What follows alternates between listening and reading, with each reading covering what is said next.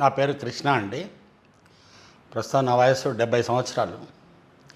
నేను tiles business చేస్తుంటాను. Cement tiles factory ఉంది, బిజినెస్ చేస్తుంటాను. ఒక కూతురు పేరు క్షేత్ర, అల్లుడు, 2 మనవాళ్ళు, నా భార్య. అంతేకాకుండా నాది పెద్ద కుటుంబం. 40 మంది కుటుంబం, 40 మంది అన్నదమ్ముల పిల్లలు అందరం కలిసి ఒకటే చోట, అంటే ఎవ్రీ వీక్ కలుస్తూ ఉంటాం. మంచి పూజారుల కుటుంబం మాది యాక్చువల్గా చెప్పాలంటే. అంటే మనోళ్ళు ఎప్పుడు చెప్తుంటారు కదా, మేము భయంకరమైన విగ్రహారాధికులు. ఇప్పటికి కూడా మేము విగ్రహారాధికులమే, ఇప్పటికైనా మేము హైందవులమే. కాకపోతే ఒక చిన్న నా జీవితంలో చిన్న మార్పు జరిగింది.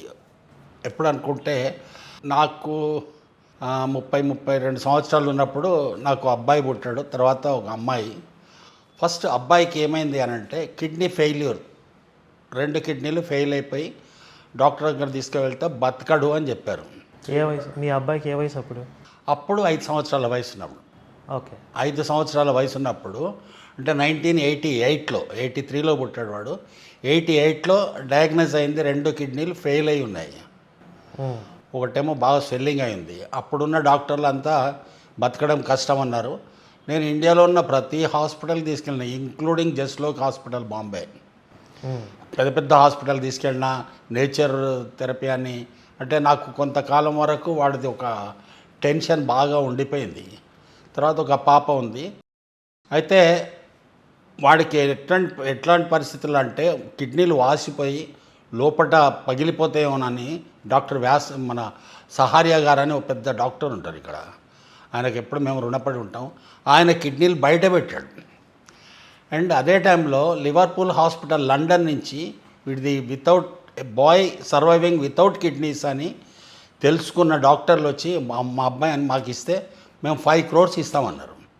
అంటే ఏదైనా ఆర్గాన్ ఉండొచ్చేమో, సబ్స్టిట్యూట్ ఆర్గాన్, దానివల్ల పబ్లిక్ మంచి జరుగుతుంది. ఆ ఆర్గాన్కు మీ అబ్బాయి పేరు పెడతాం, కాకపోతే మీరు రాసి ఇవ్వాలి అని. అంటే బాగున్నాడు కదా, అంతే డాక్టర్లు అబద్ధాలు చెప్తున్నారని మా ఫ్యామిలీ మెంబర్స్ ఎవరు ఒప్పుకోలేదు. కిడ్నీస్ బయట పెట్టిన తర్వాత కిడ్నీస్ లేకుండా బ్రతుకుతున్నాడా? 2 కిడ్నీలు బయట పెట్టారు, వాసిపోతే 10 times స్వెల్లింగ్ అయిపోయినాయి. అవి బయట పెట్టడం అంటే బయట ఇక్కడ హోల్ చేసేసి కిడ్నీని ఇంత అంటే కొంత బయటికి పెట్టి దాన్ని హోల్ పెట్టినారు. ట్రాక్లో నుంచి మామూలుగా యూరిన్ లాగా కాకుండా కిడ్నీస్ నుంచి డైరెక్ట్ క్లాత్లో పడిపోతున్నట్టు. ఓకే, అట్లనే డిటోరియేట్ అయిపోతున్నాడు. మెల్లమెల్లగా కాళ్ళు పోయినాయి, నడుం పోయింది, ఎత్తుకొని మోసేవాళ్ళం. ఆ మూమెంట్లో నా ఆఫీస్లో, అంటే నేను సిమెంట్ కార్పొరేషన్ ఆఫ్ ఇండియా హైదరాబాద్లో పనిచేసేవాడిని, మార్కెటింగ్ నాదంతా రోమింగ్ జాబ్ ఎక్కువ. నాకు ఒక అసిస్టెంట్ ఉండేది, రూతు కుమారి అని. ఆ అమ్మాయి రూతు, దేవుని బిడ్డ, దేవుని బిడ్డని, రూతు కుమార్ అని ఉండేది. వాళ్ళ టెంపరీగా పనిచేసేది టైపిస్ట్గా. వాళ్ళ నాన్న మా దగ్గర అకౌంటెంట్గా పనిచేసేవాడు, సుందర్రావు అని. వీళ్ళు ఏం చెప్పారంటే, ఫ్యామిలీ ఫ్రెండ్స్ లాగా ఉంటారు కాబట్టి, దినకరన్ వాళ్ళ తండ్రి కొడుకులు వచ్చిండ్రు, పాల్ దినకరన్ అని పరేడ్ గ్రౌండ్స్లో మీటింగ్ ఉంది, తీసుకెళ్తే హీలింగ్ ప్రేయర్స్ అవుతున్నాయి, బహుశా మీ అబ్బాయికి హీల్ కావచ్చేమో, దేవుని దయ ఉంటే, దేవుని కృప ఉంటే మీ అబ్బాయికి హీల్ అవుతుంది అని నన్ను తీసుకెళ్ళినారు. నేను, నా భార్య, నా పిల్లలతోని పరేడ్ గ్రౌండ్స్కి వెళ్ళాము.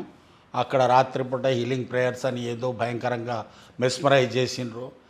అంత అయిన తర్వాత నేను కూడా కొంత ఆశ పట్టింది. మనం ఓ నదిలో కొట్టుకుపోతున్నప్పుడు తాడు దొరికినా కూడా మనం ఒడ్డు చేరుతామన్న బాధ అది ఉంటుంది. అంటే అప్పుడు నాకున్నటువంటి యాంగ్జైటీ, అప్పుడు నాకున్నటువంటి వేదన, అవన్నీ నన్ను అతను ఏమన్నాడంటే, మీరు నారాయణగూడలో బాప్టిస్ట్ చర్చ్ అని ఉంటుంది, శాంతి థియేటర్ పక్కకు, మీరు అక్కడ రండి, రేపు నేను అక్కడ కూడా ప్రేయర్ చేస్తా అన్నాడు.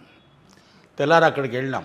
మళ్ళీ వెళ్ళిన తర్వాత 7 Sundays మీరు ఈ చర్చికి రండి, 7 Sundays కూడా మీరు ప్రేయర్ చేయించుకుంటే మెల్లమెల్లగా గ్రాడ్యువల్గా తగ్గుతుంటుంది అని వాళ్ళు చెప్పాడు. అంటే అప్పుడు నాకు తెలియదు, సండేస్ మెల్లమెల్ల వాళ్ళు నన్ను బ్రిటిష్ వాళ్ళు టీకి అలవాటు చేసినట్టు, చిన్నప్పుడు ఫ్రెండ్స్ మందుకు అలవాటు చేసినట్టు నన్ను దానికి అలవాటు చేస్తున్నారని. మెల్లగా నేను వారం పోవడం మొదలుపెట్టినా. చర్చికి పోయిన తర్వాత అప్పుడు పాస్టర్ పేరు శామ్యుయల్, అక్కడ నారాయణగూడ బాప్టిస్ట్ చర్చ్ పెద్దది, ఓ 500 మెంబర్స్ ఉండేవాళ్ళు, అంతా అబోవ్ మిడిల్ క్లాస్ రిచ్ అట్లనే ఉండేవాళ్ళు. అక్కడ పోతుంటే అక్కడ ఎంటర్టైన్మెంట్ లాగా ఉండేది నాకు తప్ప, నేనేదో దేవుళ్ళలోకి పోతున్నట్టు ఇప్పుడు వీళ్ళందరూ చెప్పినట్టు యేసుక్రీస్తు నాకు ఆవహించినట్టు ఏదో కాలేదు నాకైతే. బట్ ప్రేయర్ చేస్తున్నాడు. నేను ఒక సిచ్యువేషన్లో ఎట్లా వచ్చినా అంటే, వాడి బాధ చూడలేక నేను వాడికి మెర్సీ కిల్లింగ్ అప్లికేషన్ కూడా పెడదామనేంత వేదనలో ఉన్నప్పుడు వాళ్ళు ఏదో చెప్పడం, ఆ టైంలో నాకేంటో తెలియదు. గమ్మత్ ఏంటంటే, మరి చర్చిలలో అప్పుడు వాళ్ళు చెప్పినట్టయితే నాకు గుర్తులేదు, చెప్పి ఉంటారు, నా మనసులో విషబీజాలు నాటి ఉంటారు. నేను బ్యాప్టిజం తీసుకుంటున్నా అని తెలిసి మా ఇంట్లో మా ఫ్యామిలీ మెంబర్స్ అందరూ వచ్చిన ఇంటికి, ఏది నువ్వు క్రిస్టియానిటీలో బ్యాప్టిజం తీసుకోవడానికి పోతున్నావట అంటే, నేను హిందూ దేవుళ్ళని తిట్టడం మొదలుపెట్టేసిన అనవసరంగా, భయంకరంగా. తిరుపతిలో ఉంటాడు వాడితోనే ఏంటంట, వాడు ఏంది మన వామనుడు ఎందుకు తొక్కేసిండు బలిచక్రవర్తి మంచోడు కదా అని నాకు తెలిసిన పురాణాలు సగం పురాణాలలో ఇష్టం ఉన్నట్టు ఇప్పుడు వీళ్ళు తిడుతుంటారు కదా ఈ అడ్డమైన కొడుకులు. అట్లా నేను కూడా మా ఇంట్లో మా వదినలు అన్నయ్యలు పిల్లలందరూ వచ్చినప్పుడు తిట్టడం మొదలుపెట్టిన. నాకు అది అంటే ఆ దయ్యం వాళ్ళు చెప్పే సైతాన్ ఉంటుంది కదా అని వాళ్ళు ఇప్పటికి ఎక్కింది. ఇంక వీళ్ళందరూ నాకు దూరం అయిపోయి కొంతకాలం తర్వాత ఒకళ్ళిద్దరు తప్ప మిగతా వాళ్ళంతా మళ్ళీ నన్ను వదిలిపెట్టుకోలేక, ఎందుకంటే జాయింట్ ఫ్యామిలీ, నా చేతులలో పెరిగిన పిల్లలు కాబట్టి రావడం, మేము క్రిస్మస్ సెలబ్రేట్ చేసుకున్న వాళ్ళు వచ్చేది పాపం. అట్లా ఒక 2 years నేను అది చూసిన తర్వాత నేను చర్చిలో అబ్జర్వ్ చేస్తే అక్కడ అంత ప్లే బాయ్స్, అంత మొత్తం ఆ చర్చిలో ఒక రొమాంటిక్ బృందావనమే అది. నేను ఒకసారి సడన్గా తలుపు తెరిచి చూస్తే పాస్టర్ గారి రూమ్లో లోపల ఒక అడ్డమైన సీన్ కనపడ్డది నాకు. ఇక తర్వాత విరక్తి వచ్చింది, ఏంది ఇంత పాస్టరు ఇంకో అమ్మాయి. ఆ అమ్మాయి ఎవరు? అక్కడ సీనియర్ విశ్వాసి. ఆ అమ్మాయి పేరు అరుణ. ఓ, పేరు కూడా గుర్తుంది మీకు? నాకు అక్కడ పేర్లన్నీ గుర్తున్నాయి, కిరణ్మయి, అరుణ, సీత, జానకి. ఏంటి సీతా జానకి? వాళ్ళని అడిగాను నేను, మరి పేర్లు మార్చుకో అంటే మాకేం మార్చుకోవాల్సిన అవసరం లేదన్నారు. ఇంకొక రాణి, మేరీ సిస్టర్. మీకు అందరూ లేడీస్ పేర్లే గుర్తున్నాయి? నాకు లేడీస్ మాత్రమే తెలుసు. అక్కడ నేనంటే నాకు ఆ వయసులో ఉండేటువంటి మామూలు జబ్బు ఉంటుంది కదా, ప్లే బాయ్ జబ్బు, అది నాకు కూడా ఉండే.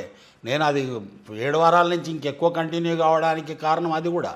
మేము పవిత్రులం అయిపోతాం, ఇదైపోతాం, అదైపోతాం అంటారు కదా. నేను ఎవరింటికి వెళ్ళినా కూడా మందు తీసుకొచ్చి ముందు పెడుతున్నారు, మేము మందు తాగమంటారు. ఇప్పటికి నేను ఛాలెంజ్ చేసి చెప్తా, నాకు ఈవినింగ్ అయితే ఎట్టని వెళ్ళాలంటే నా ఈ చర్చ్ ఫ్రెండ్స్ ఇంటికి వెళ్తే మంచిగా, చర్చ్ ఫ్రెండ్స్ అంటే మగవాళ్ళు కాదండి, ఆడవాళ్ళే వెళ్తే మంచిగా మందు బాటిల్ 2 గ్లాసులు తెచ్చిపెట్టేవాళ్ళు. అట్లా నాకు చాలామందితో పరిచయాలు అయిపోయినాయి. చాలా అంటే ఇక అది తర్వాత ఎడిట్ చేసుకుంటున్నాం, మీరేపు fill in the blanks. Okay. ఆ తర్వాత నాకు మెల్లగా ఇక నాకు అనిపించింది, ఏంటిది ఇది, దీంట్లో ఏం కనపడుతుంది. వాడేమో రోజుకు ఇంకా ఇదైపోతాడు. కొంచెం నడిచేటోడు కూడా అసలు మంచంలో పడుకోవడం, కూర్చోలేకపోవడం, ఇంత జరుగుతుంది. జరిగేటప్పుడు నాకు అదే టైం లోపల నేను మెల్లగా బ్యాక్ రావడం మొదలుపెట్టిన. నాకు ఇష్టమైన గుడి, నేను నా భార్య ఫస్ట్ టైం ఉంగరాలు మార్చుకున్న గుడి వరంగల్ కాళికాదేవి టెంపుల్.